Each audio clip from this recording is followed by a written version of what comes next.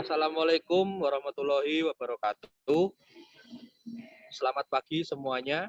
Kami dari kelompok 4 akan mempresentasikan mengenai sifat fisika air laut.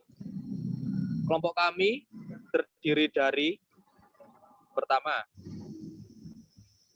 Rozaini dengan 3 digit NPM terakhir 061. 2. Haris Abdullah Sayaf dengan 3 digit NPM terakhir 064. Ketiga, Ibnu Riyadi dengan 3 digit NPM terakhir 090. Dan keempat, Naufal Nur Fauzan dengan 3 digit NPM terakhir 094. Next. Ya, pertama, sifat fisika adalah perubahan yang dialami suatu benda tanpa membentuk zat baru. Sifat ini dapat diamati tanpa mengubah zat-zat penyusun materi tersebut.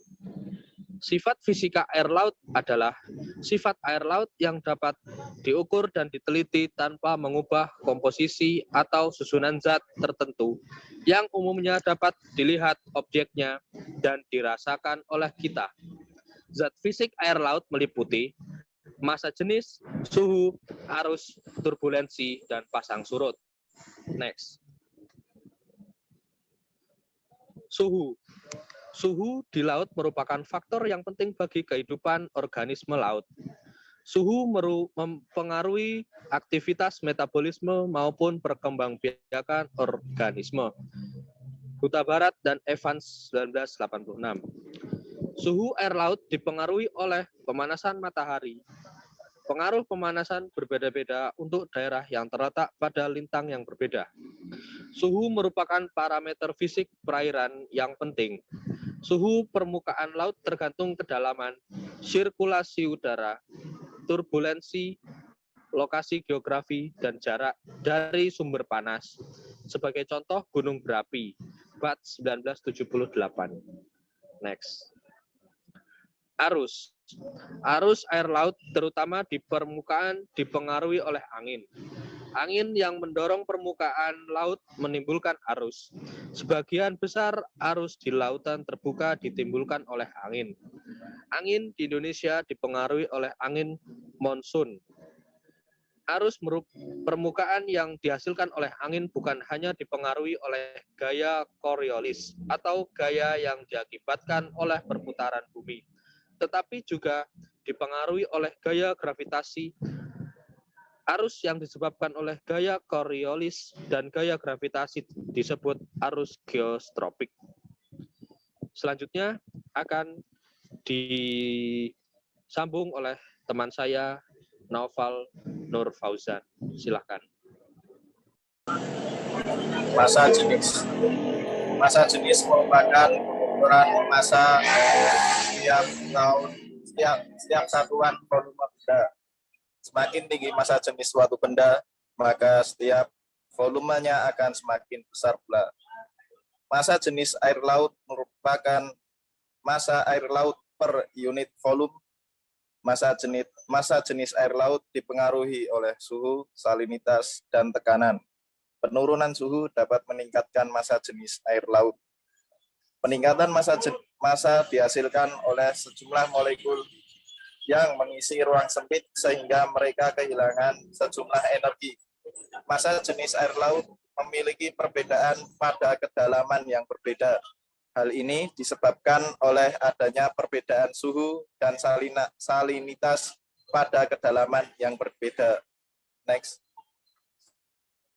Turbulensi.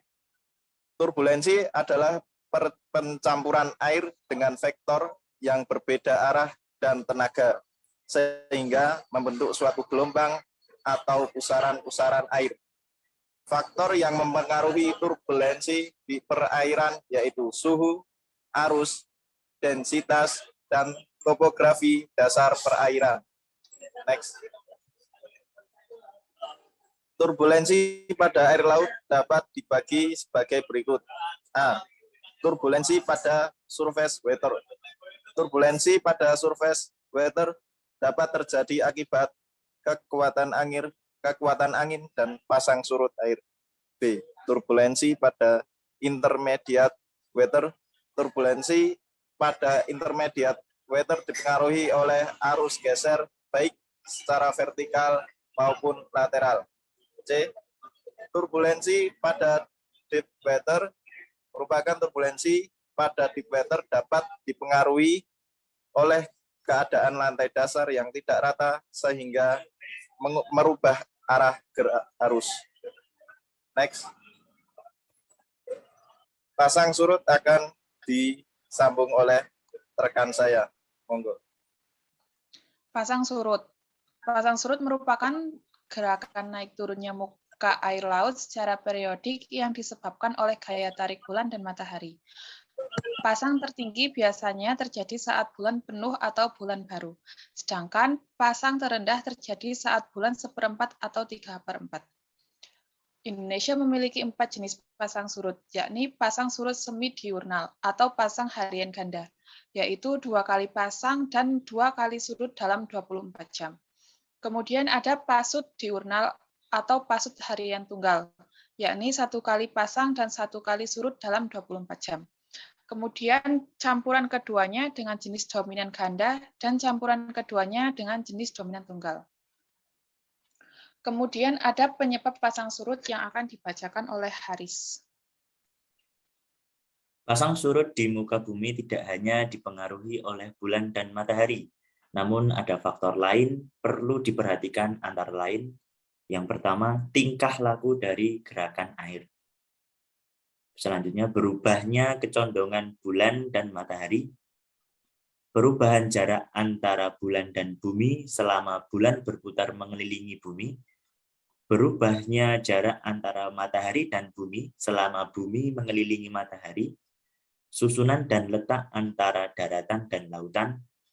Pasang surut dapat dipengaruhi oleh angin yang keras.